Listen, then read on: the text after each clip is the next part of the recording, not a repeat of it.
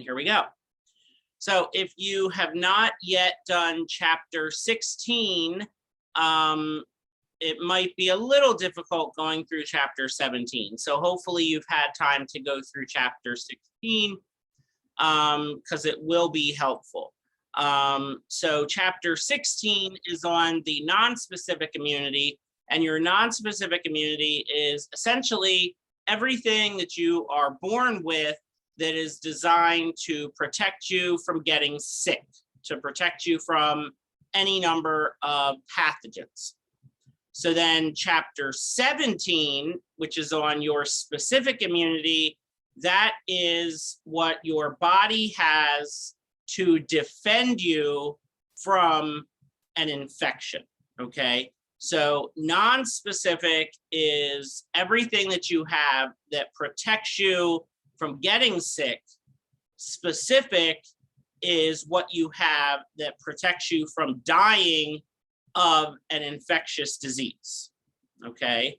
So non-specific is kind of like, you know, your defense, like what protects you from getting sick.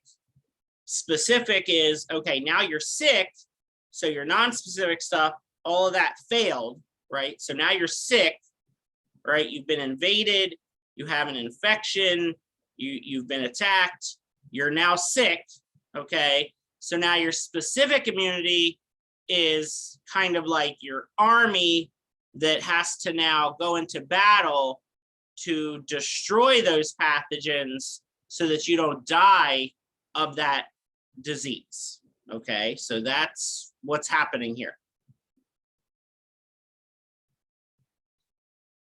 So we essentially have two different branches of our specific immune response, or our specific immunity. If you want to call it specific immune system, that's fine.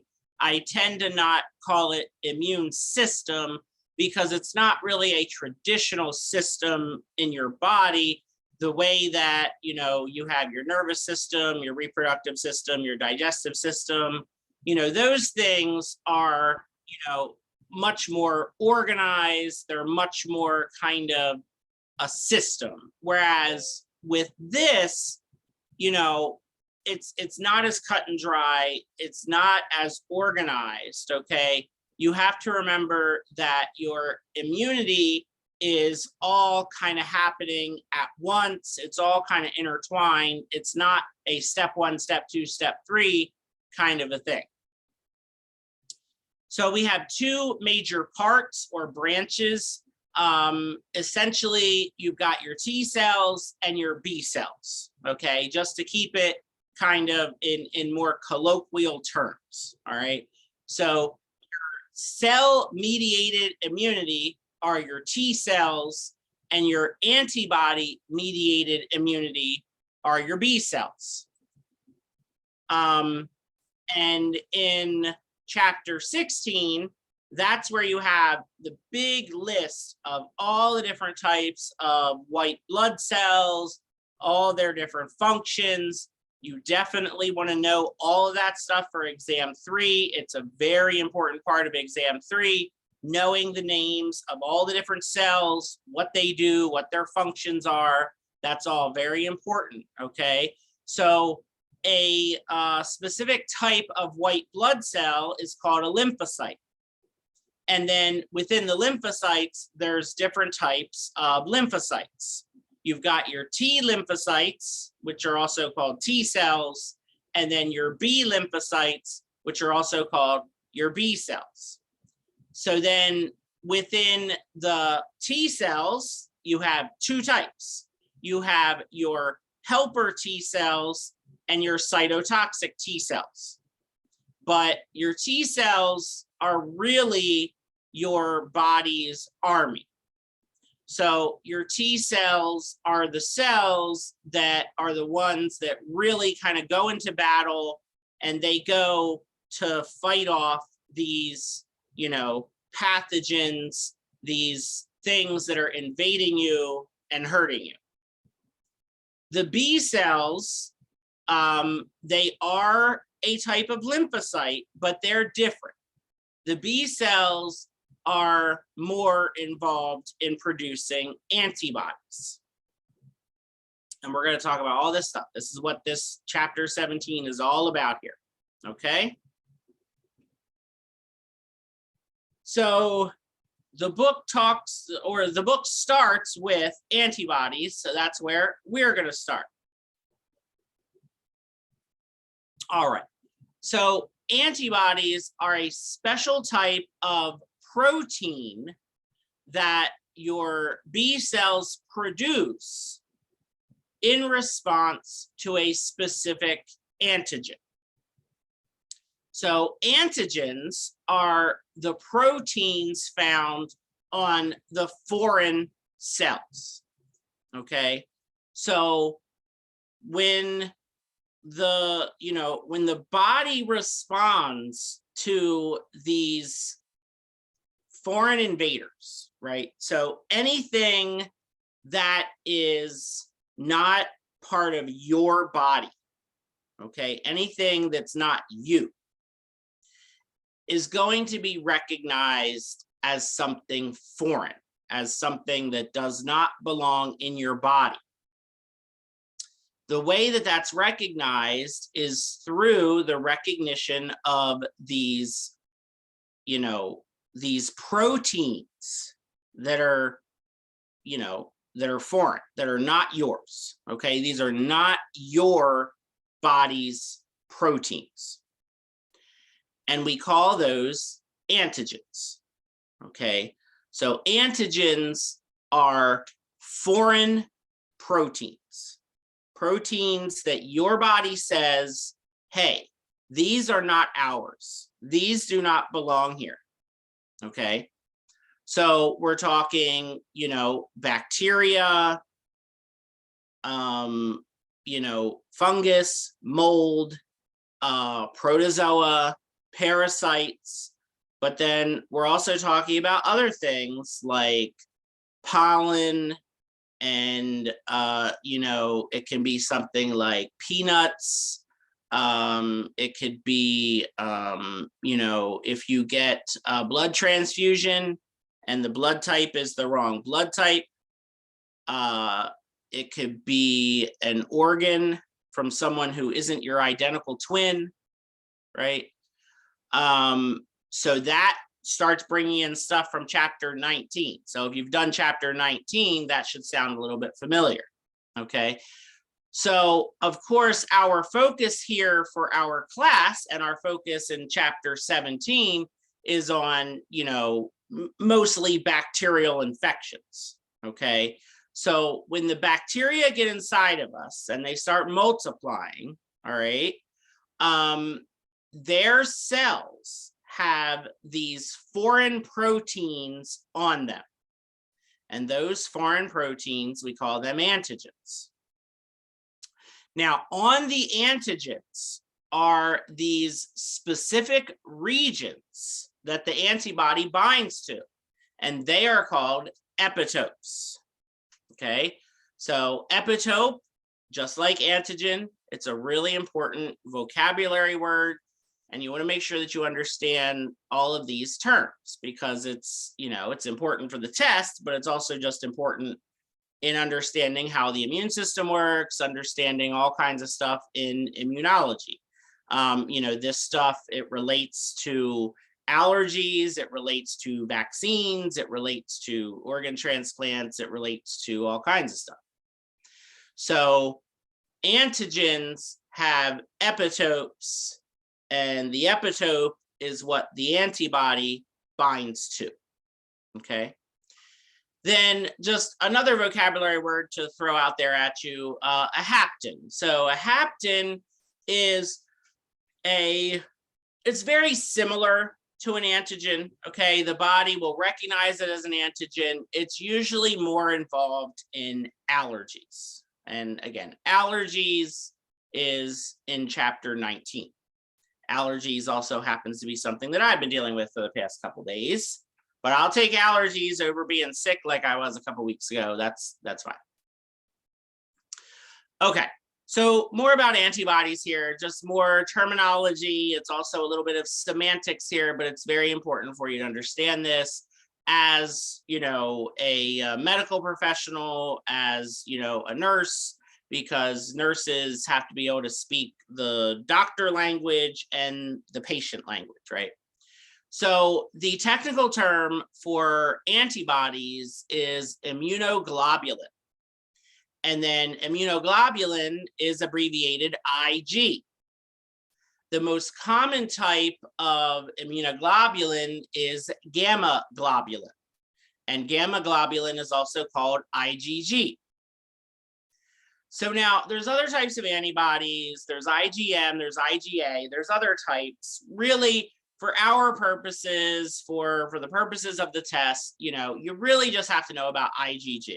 There might be one or two other questions about the other types of antibodies, but the most important thing to know about is just know everything about IgG, and you'll be good in terms of the test, okay? But in terms of, your future job as, a nurse or any sort of, just medical professional in general is, oftentimes a patient is going to recognize the word antibody, but most likely they're not going to recognize things like immunoglobulin or gamma globulin or IgG.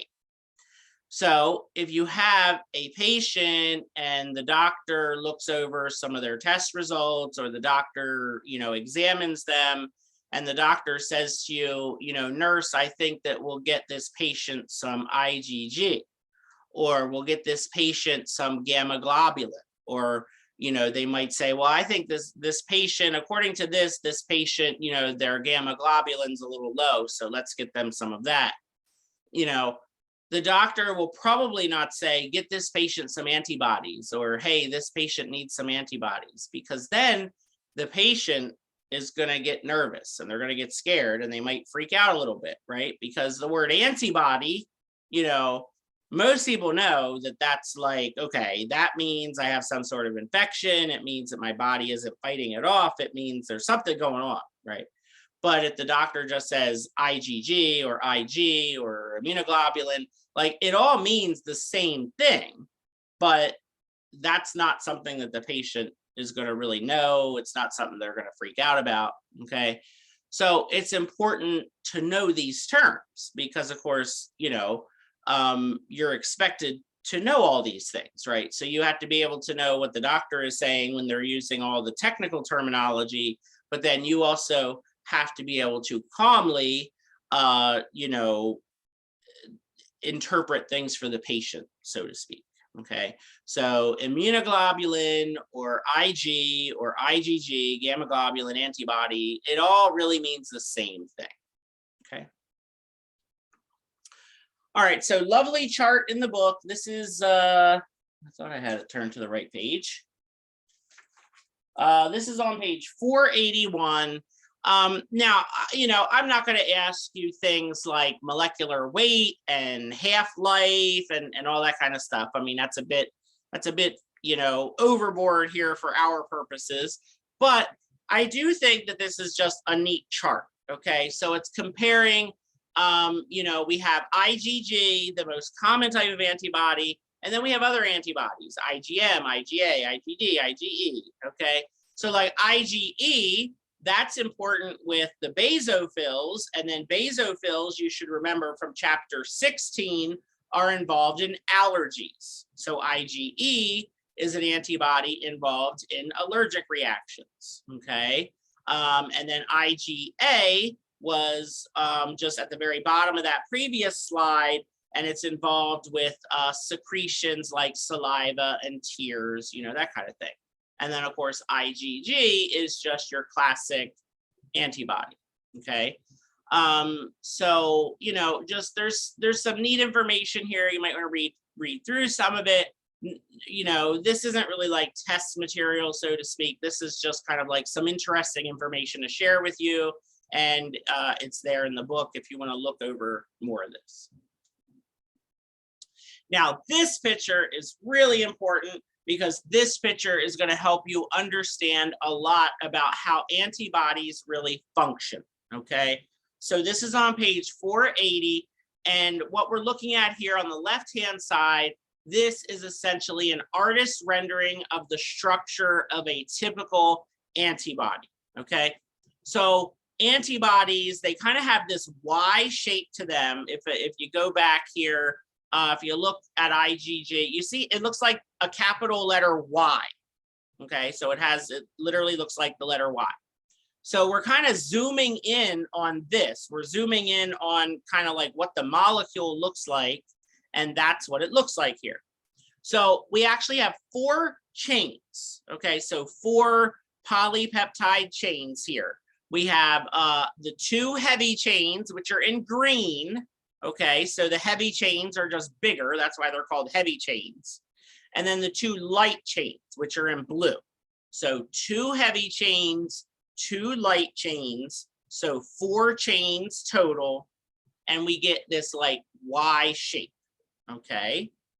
Now, at the tips of the Y, you'll notice it has V's, okay? Now, those V's, the V stands for the variable region. Now, variable region just means that's the region that's different, okay? You'll notice everywhere else it says C. C stands for constant region, because everywhere else on the antibody, it's the same, okay?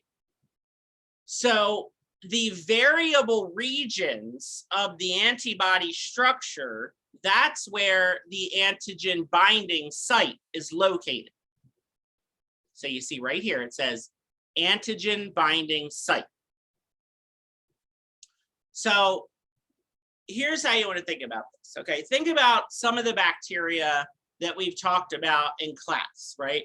So we've talked about Staph epidermidis and Staph aureus and Strep pyogenes and Pseudomonas aeruginosa and E. coli.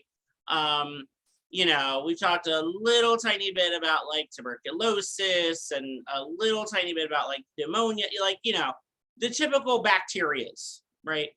So each of those bacteria are different, right? And we've even talked a little bit about how there's different strains, right?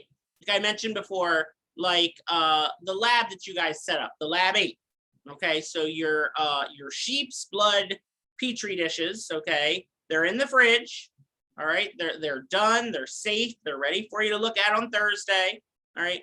And I had mentioned about how, you know, even within Strep pyogenes, there's different strains, and some of them are a little bit more dangerous than others, right? So all those different bacteria and all those different strains are a little bit different. And one of the ways that they're a little bit different is they all have different antigens, okay?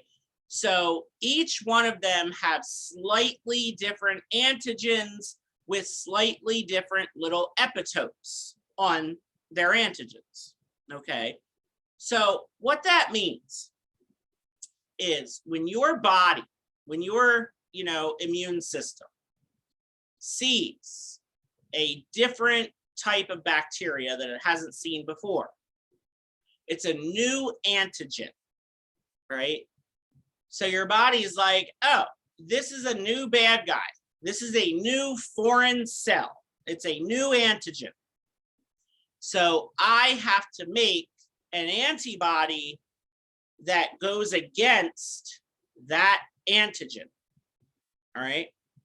So every single antigen that your body has been exposed to, you have an antibody that corresponds to that antigen. That's how all of those different antibody tests work, right? Like the, you know, the strep test and the COVID test and the flu test, like all these different tests that we have, they test for the antibody, the presence of the antibodies. That means that is your body producing the antibodies against those antigens because you have that infection in you and your body is producing the antibodies for it. Okay, that's how all that stuff works. So the antigen binding sites are on each specific antibody and the antibody is specific to that antigen. So the antigen for strep pyogenes, in your body, you have antibodies that go against that antigen, right? And then for E. coli, you have antibodies that go against that. And then for Staph aureus, you have antibodies that go against that. So every single antigen that your body has been exposed to, your body will produce, maybe I should stop saying body, okay? Your B cells will produce antibodies against those antigens, okay? So the antibody structure is the same except for where the variable regions are, because that's where the antigen binding sites are. So the antigen binding sites have to be a little different because they are specific to whatever antigen they have to bind to. So you have antibodies for E. coli, and antibodies for strep pyogenes, and antibodies for Staph aureus, and antibodies for Pseudomonas. Like you have antibodies that are specific, okay? It's not like, lysozyme. Lysozyme is non-specific, right? Phagocytosis is non-specific, okay? That's just stuff that our body has to just attack stuff or kill stuff, okay? Antibodies are specific. They attach to certain antigens, right? So the antibody for E. coli, that's not going to work against strep pyogenes, right?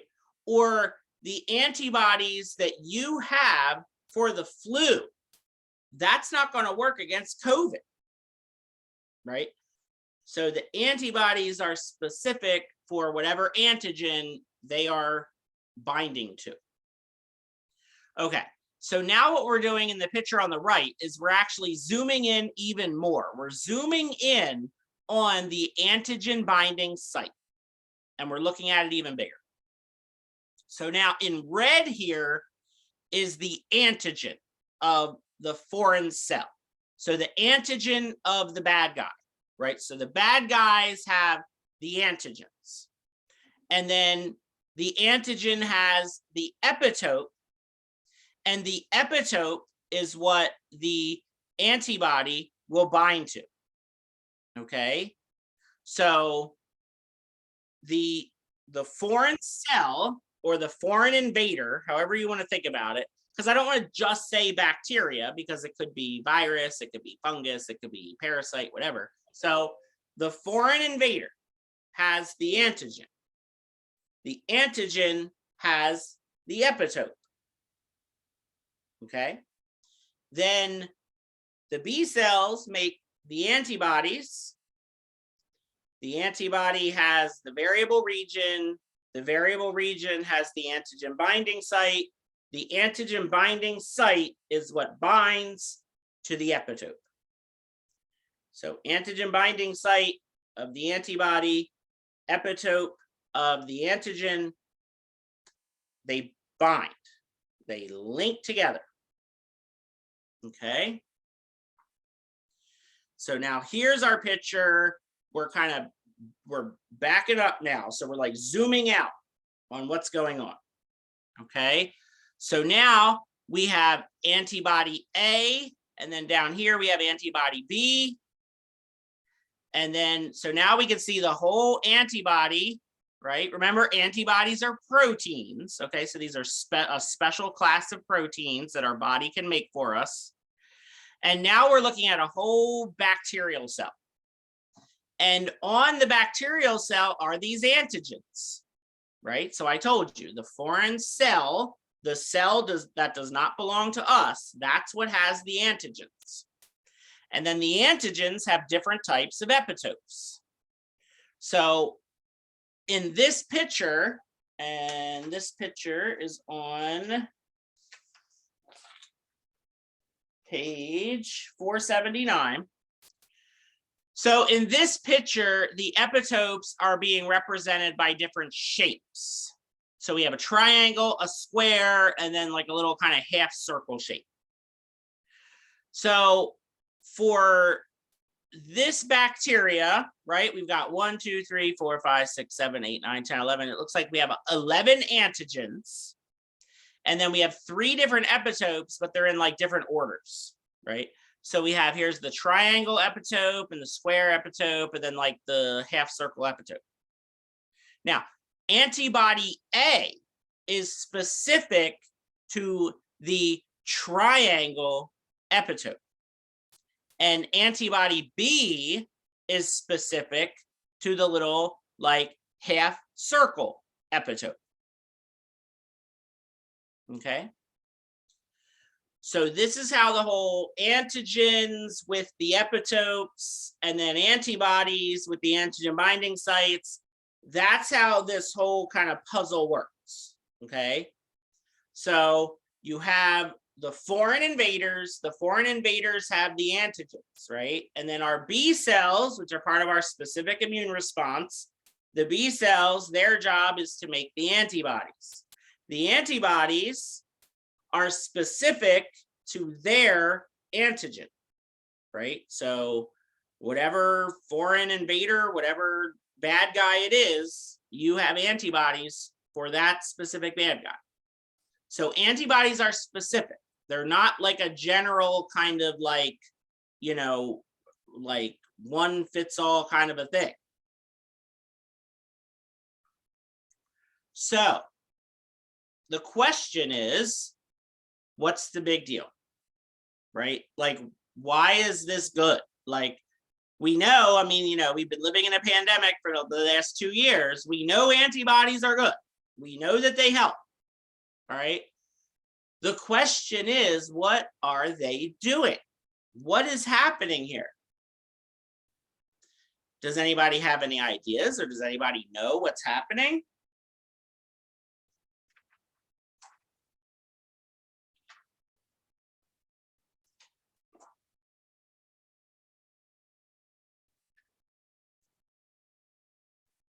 If you're too shy to get on the microphone, you can type in the chat box if you have any ideas.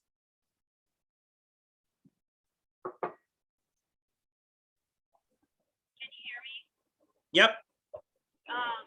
Is it your body, once you are exposed to that antibody, doesn't your body develop the antigen to then fight it off the second time?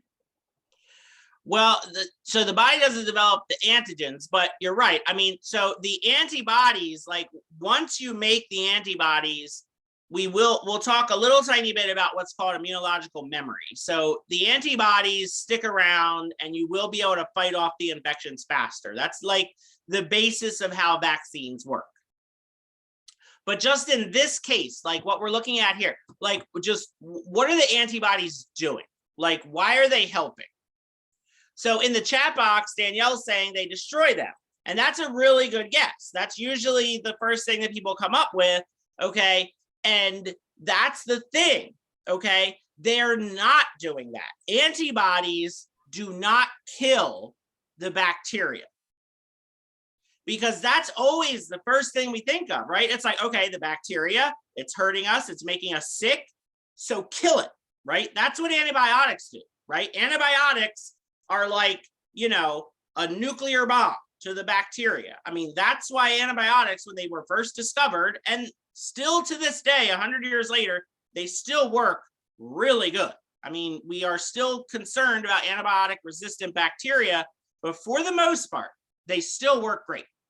So it's like, you know, antibiotics are fantastic at killing bacteria.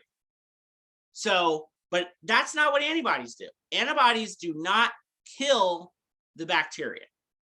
Not like antibiotics, not like things like penicillin. I mean, penicillin gets in there and it's just like blows up the bacteria. Like the bacteria is just dead, like really dead. So what else could the antibodies be doing besides just like killing the bacteria? Any other ideas or thoughts?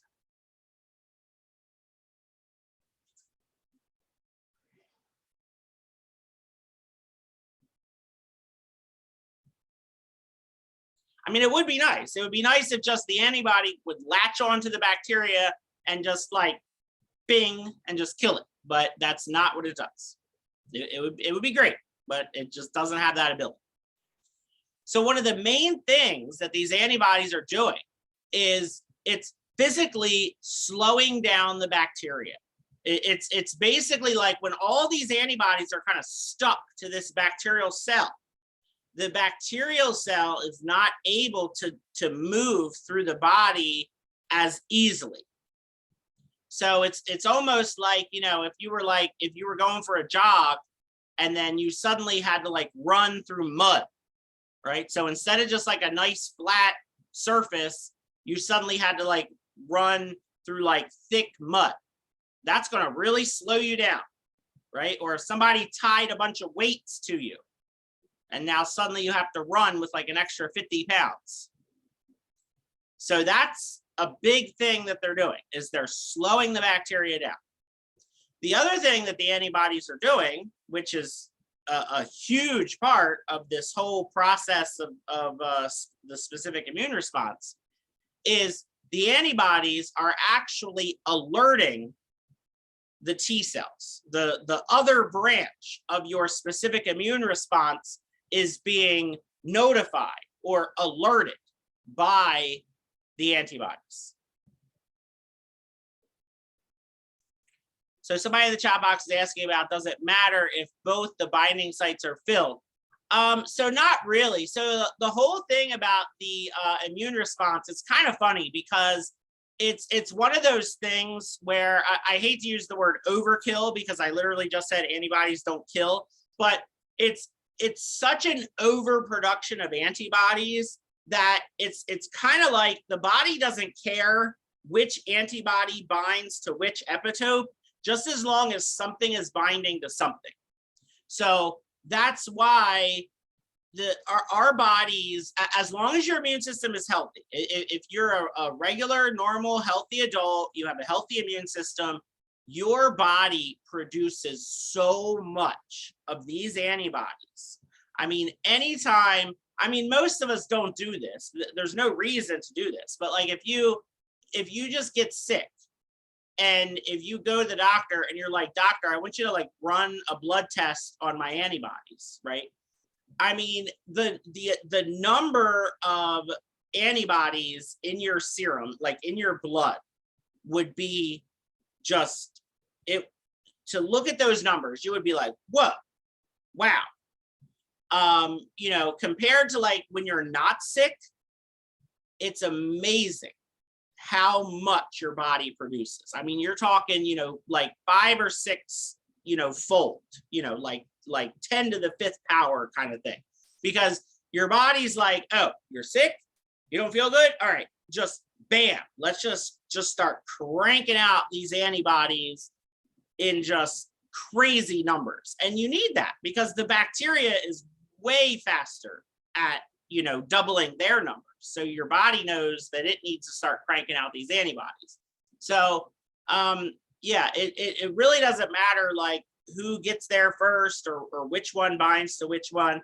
It's not one of those things where, you know, like the binding of one versus another, or the binding of you know, one site versus another. It doesn't really affect it. I mean, not that I'm not aware of any studies where they've said like one antibody is like better than like a different one.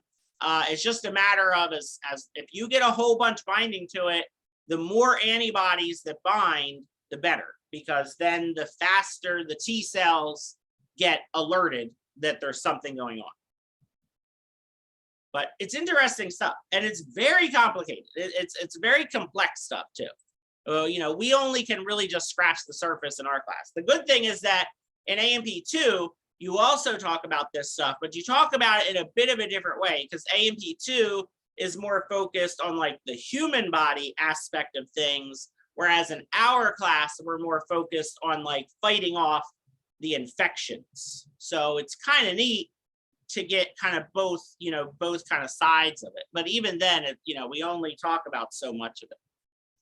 All right, so this is where you get to accuse me of being a liar a little bit, Not really, but it's just one of those things. So you'll see. So basically, we're talking here about the activation and the maturation of the B cells. Okay, so when the B cell encounters its antigen, okay, so the antigen that this B cell was specifically designed for, the B cell will, the term is proliferation, okay? That just means that the B cell is going to divide by mitosis.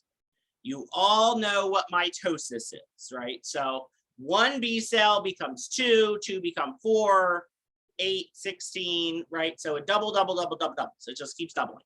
So the B cell, it encounters the antigen that will trigger the B cell to divide.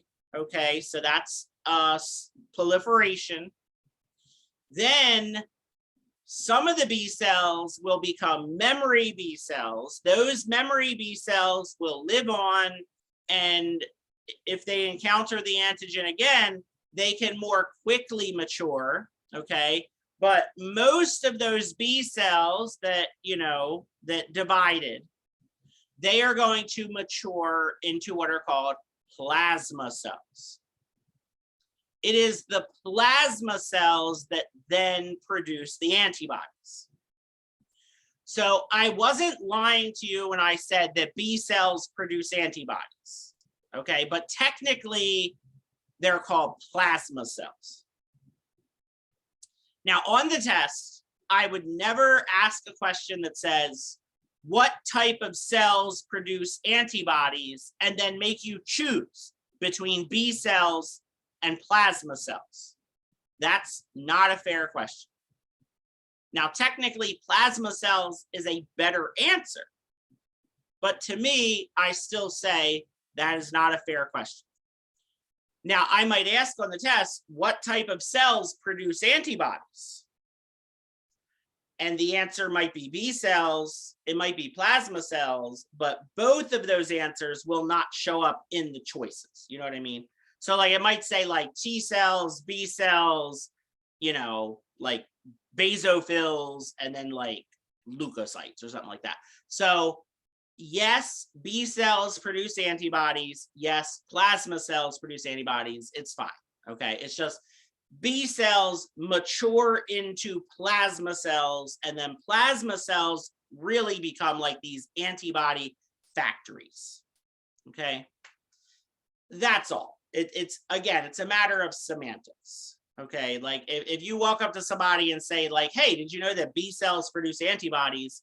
I really doubt that they're going to be like, well, actually, it's plasma cells. Like nobody does that. Okay. But that's the technical way that things happen. Okay. A lot of the stuff with these immune cells, it's all about being activated and then proliferating and then maturing in some way or another, whether it's the B cells or the T cells. That's really kind of how all this stuff goes. Because remember, you don't want your immunity to be super active all the time. Because if you've done chapter 19, then you learned about autoimmune disorders, okay? Some autoimmune diseases are the result of when your immune system is overactive, okay?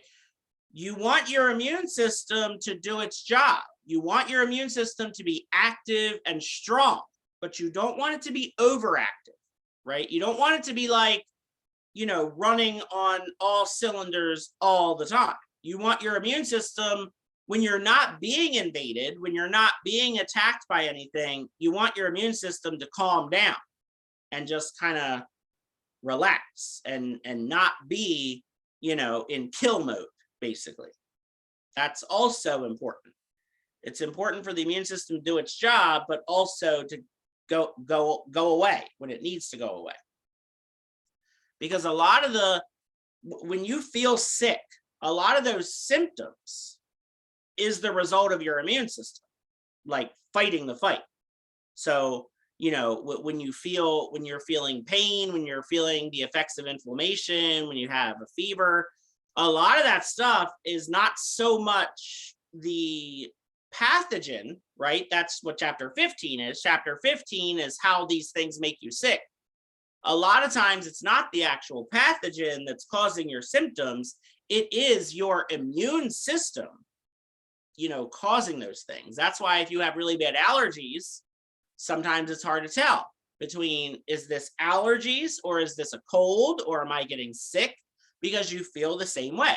You get you have runny nose or a stuffy nose or a sore throat or a scratchy throat or a cough or a sneeze. Like that's your immune system causing inflammation, and inflammation is going to be the pain, the redness, the swelling, the irritation, all that stuff. So a lot of times that's what that is. All right. So taking a step back, this could really be like before the picture you just saw, but it doesn't really matter. So we're just, again, talking about the activation of B cells, because B cells can be activated by just the presence of their antigen, but B cells can also be activated by a helper T cell. So helper T cells are very important because helper T cells are essentially like the communication relay center of the immune response.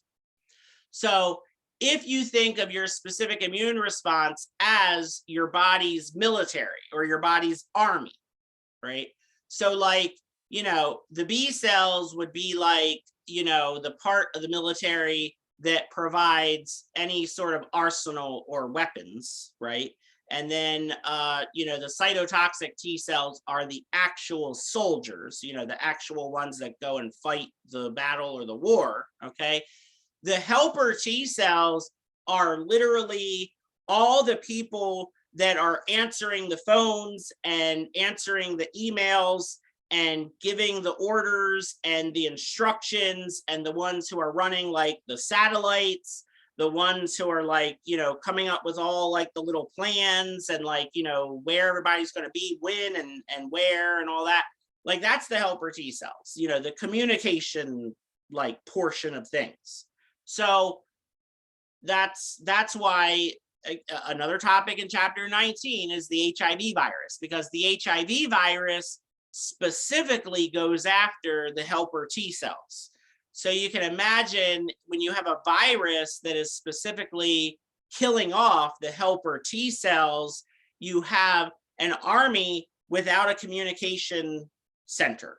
So you have weapons and you have soldiers, but you have nobody telling anybody what to do, right? So it's chaos. It's literally, you have an immune system that is chaos when you have, someone with the HIV virus, because your communication relay, the ones who kind of tell you where to go and what to do, when and how and where, they're being killed. They're being destroyed by this virus. So you have the weapons from the B cells and you have the soldiers, but then nobody knows what to do or where to go.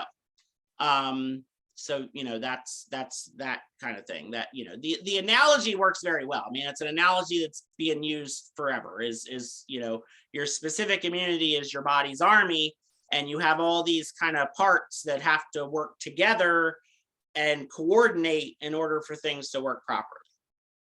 So, like I said, the B cell itself can be activated by the antigens, and then the B cell will proliferate, it will mature, turn into plasma cells will produce antibodies. But the other thing that can happen is the helper T cell, in response to the antigen, will release cytokines. The cytokines will then tell the B cell, hey, B cell, you need to go ahead and turn into a plasma cell and make antibodies, and that will also happen. So then the B cell is then, quote unquote, activated. The activated B cell will then, mature into the plasma cell and produce antibodies. So this slide is just really talking about the crucial job of the helper T cell, the release of the cytokines, and then the same thing happens, which are the plasma cells and the antibodies. Okay, so MHC stands for Major Histocompatibility Complex, and it's it's a little bit in chapter 16, definitely talked about in chapter 19. And this is essentially, it is a genetic thing. It is a cluster of genes that give the body the ability to tell self from non-self. So you have genes in your DNA that code for the proteins that are unique to your own cells. So all of the cells in your body have a unique protein signature on their membranes that tell your body those cells belong to you. Now, it's a very important thing that we don't fully understand yet. We know that it's genetic. We know that it's somehow, carried, in the DNA. But this has a lot of, ramifications in health, medicine, genetic research. We're talking about things like immunology, but we're also talking about things like cancer research, autoimmune diseases, organ transplants, producing, genetic engineering in producing new organs, all kinds of stuff can be related back to this. One of the biggest areas of research with this stuff is cancer research, because cancer is your own body that has somehow, mutated and has decided, well, I am going to divide when I'm not supposed to divide, and I'm going to produce all these cancer cells that should not be here. And the biggest problem associated with cancer is that it is your own body doing that, and your immune system does not recognize those cancer cells as being bad because they are your own body's cells. They're not recognized as being foreign cells. So, there's an area called immunotherapy, which is getting the immune system to recognize cancer cells as being bad and attacking them the way that they would attack viruses or bacteria. And it's very promising. It's a very, very promising area of research and study right now. And very possible that, it could unlock, curing a lot of different types of cancer is, getting the person's own immune system to attack the cancer. A big area right now of cancer research. And it all goes back to this stuff. All right, so now the other branch of the specific immune response, which are the T cells.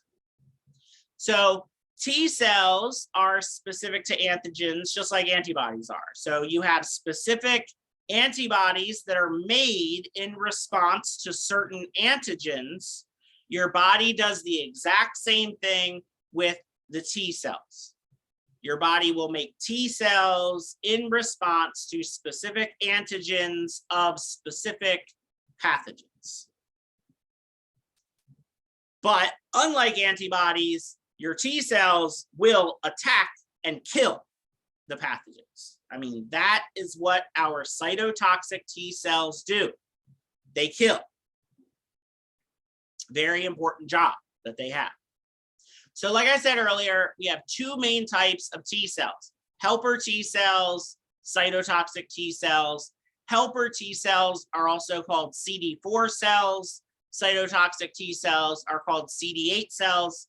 You definitely want to know that. Guarantee those are two questions on the test. Don't get them mixed up, right? So helper T cells is 4, cytotoxic is 8. So just remember which one is 4, which one is 8. Don't get them mixed up, okay? So then we have this notion of antigen presenting cells, or APCs. That's very, very important to the functioning of the cell-mediated branch, or the cell-mediated immunity, okay? This is how helper T cells and cytotoxic T cells are going to function. They function by responding to APCs, or antigen presenting cells. Very important. All right, so here we go. Another picture. Now this picture won't be on the test for you to label like like A and P class. It's more like just understanding what's going on and what the role of everything is. So this is on page 488. Now, this APC in your book is saying that it's a dendritic cell. Now, a dendritic cell is a type of non-specific immune cell, mostly found in the skin, but I don't know why it would choose a dendritic cell. Why not just choose our favorite one? Why not just say it's a macrophage? I tend to just say, let's pretend it's a macrophage. It really doesn't matter, okay? An APC could be a macrophage, it could be a dendritic cell, it could be a neutrophil, it could even be a B cell, okay? It really doesn't matter what type of cell the antigen presenting cell was, okay? It's the antigen presenting cell, whatever. So you have the antigen presenting cell. It has grabbed on to whatever it's grabbed onto, right? So let's just say it's a macrophage. The macrophage has grabbed onto the bacteria. It's performed phagocytosis. Phagocytosis, very important topic from chapter 16. It's killed it. But now what it can do is it can take that antigen, it can put the antigen on its own cell surface, and it basically says, hey, T cells, here's this antigen of this bad guy that I just killed. You might want to do something about this. And then the helper T cell comes along and says, oh, wow, yeah, this is my antigen right here. This is my antigen. I'm responsible for this bad guy here. Thanks for letting me know that this bad guy is causing a problem. I'm going to go ahead and I'm going to release all these cytokines, and those cytokines are going to activate all these other T cells, and all these other T cells are then going to divide by mitosis, and we're going to make, just tens of thousands of all these T cells, and all these T cells are going to go do their thing, and we're going to take care of this infection, and we're going to kill all these bad guys, and it's going to be great. That is how this whole thing works. All right. So it really depends on who the bad guy runs into first. Right. So a lot of times, I kind of use this analogy as, I could take it a little far, but in a way, it's not really fun, but it's like, I shouldn't say fun, but and especially nowadays. Nowadays, this analogy is kind of ruined by just the way the world is.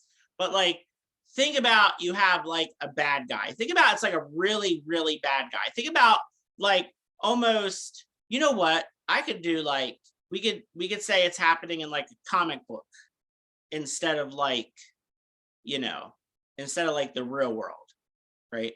So like, let's say it's like the worst comic book villain ever, right? So like they're just kind of like, they're doing their thing, they're being evil, right? They're doing like their evil thing. They're kind of like walking down the street or whatever. So it's like, okay, do they meet up with like just like a local police officer, right? Or do they meet up with like a super, super well-trained, like, I don't know, like CIA agent, right? Or do they meet up with like an okay superhero? Or do they meet up with like, Superman or Batman, right? Like somebody who's really good at what they do, right? So like, that's kind of how the immune system is, right? So it's like you have the bacteria. Now, who's the bacteria going to run into first? Well, it kind of like determines what happens, right? So like if the bacteria runs into a neutrophil, that's kind of like just running into like the local cop. Like maybe they get a hold of you, maybe they don't. And if they don't get a hold of you, they can still signal like somebody who will get you, right? It's kind of like what the neutrophil does. Like if the neutrophil can't grab a hold of the bacteria and do phagocytosis on them, they can still get a hold of a B cell or a T cell, not a B cell. They would get a hold of a T cell, and maybe the T cell will get them, right? So then if they run into a macrophage, now the macrophage is like the much more like highly trained, like the macrophage is going to get them. Like they're done for. And then the macrophage is going to signal the T cells, and the T cells are going to get the other bad guys, right? But then if the bacteria runs into like, if it happens to run into a B cell, now the B cell will become activated. The antibodies can just stick to it. The antibodies can't kill it, but the antibodies can slow it down, right? And then the the T cells will get signaled and they'll come in there. Now, of course, if the bacteria runs into a T cell, now if it's a helper T cell, the helper T cell can only activate and contact the cytotoxic T cell. If it runs into a cytotoxic T cell, it's just going to be killed outright. Don't forget, chapter 16, I also briefly mentioned the natural killer cells. The natural killer cells is like the bank robber just like running away from the robbery, and they just run right into Superman, and they're like, really? Like, I just robbed a bank and I run into you. I couldn't just run into like, a police officer that's their first day on the job. They don't even know like how their handcuffs work yet. I couldn't run into them. I had to run into you. Like, that's kind of like the bacteria running into a natural killer cell. It's like, I ran into you? Really? Like, I couldn't have just run into like a little neutrophil. It had to be you that I run into. Because remember, the natural killer cells, they're the best at killing the bacteria. They're also the rarest white blood cell in the body, but they are the best. That's why they're called natural killer cells. And remember, they are a type of lymphocyte, but they're kind of their own thing. They're not involved too much with the B cells and the T cells. So this is why the immune response is not this kind of step one, step two kind of organized system, the way that like, the digestive system or the reproductive system or whatever. It's very kind of a mishmash of things going on all at once, because the non-specific stuff, the specific stuff, they're all kind of intertwined with each other. It's not like the bacteria will definitely run into a macrophage first, right? Or it's not like it'll definitely have antibodies attached to it first. It doesn't work that way. It's just whatever happens to get it. And it also depends on what it is, right? Your body will react very differently to, staph epidermidis versus tuberculosis.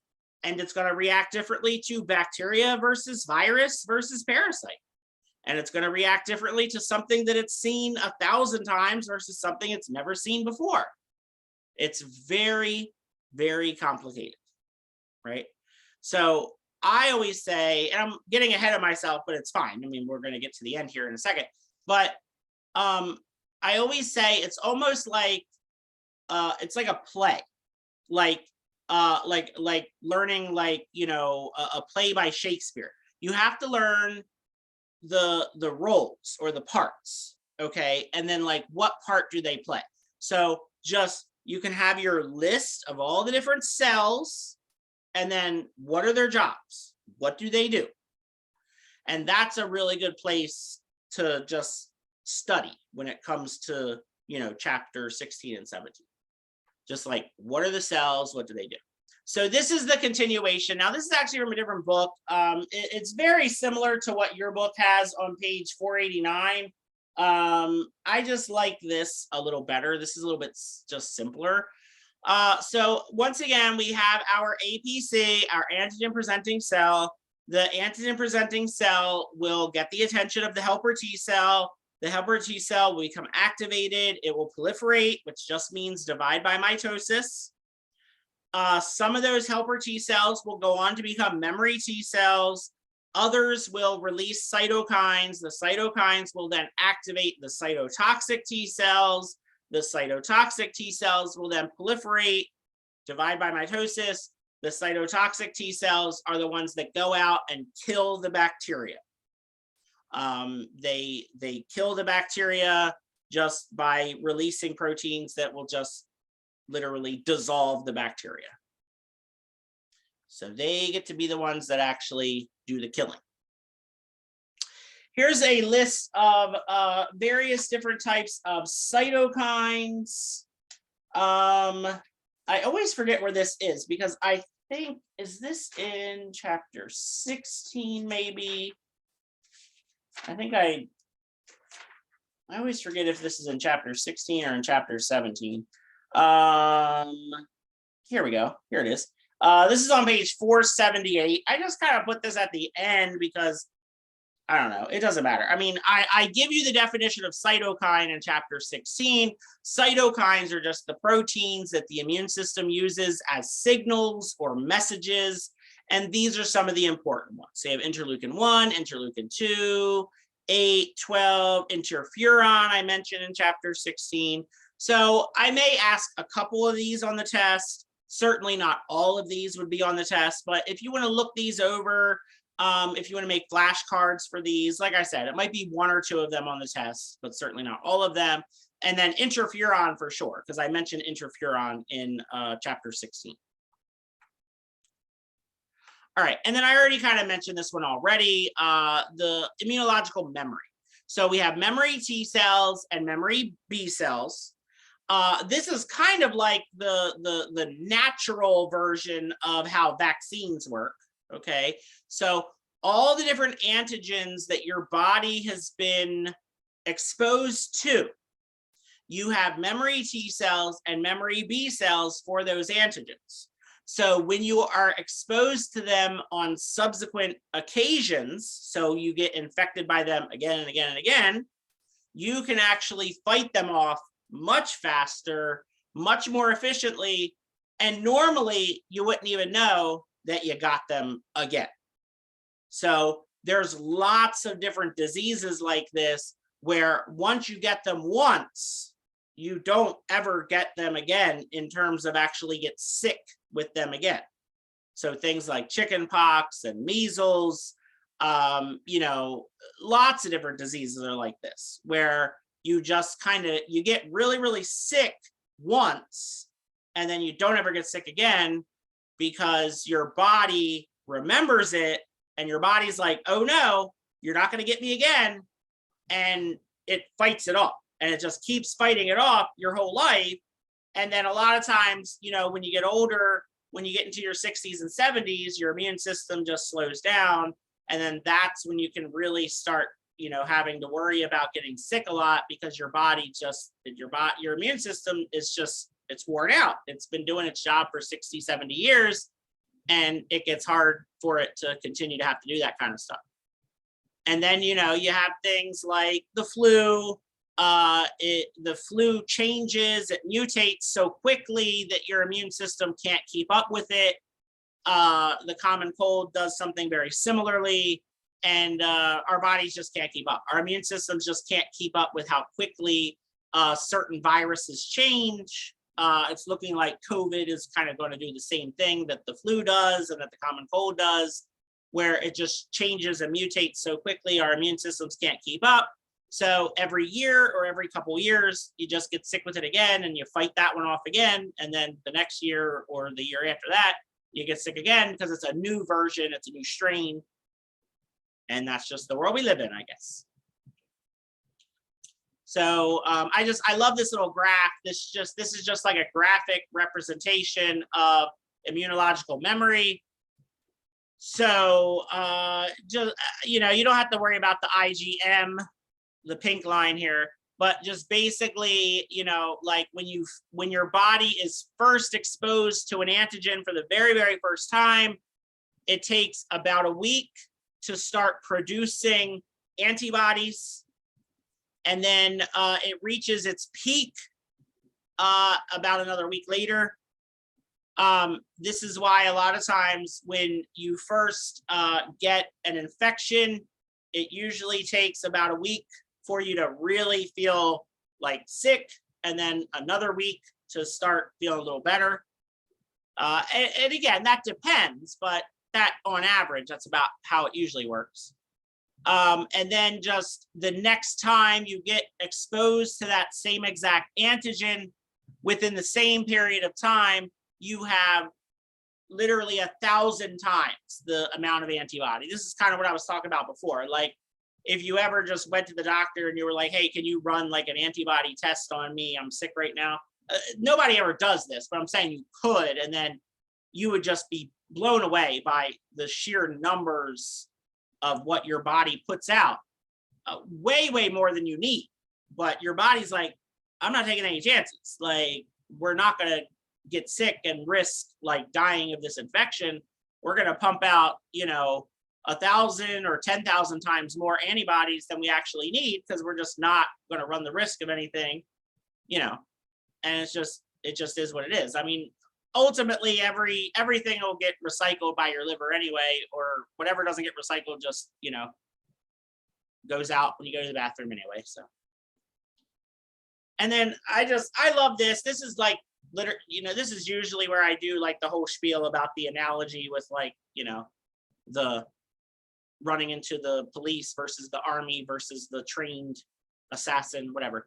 But this just shows a summary of, you've got the antibody side of things, the T cell side of things, plus you've got like the cytokines, the macrophage.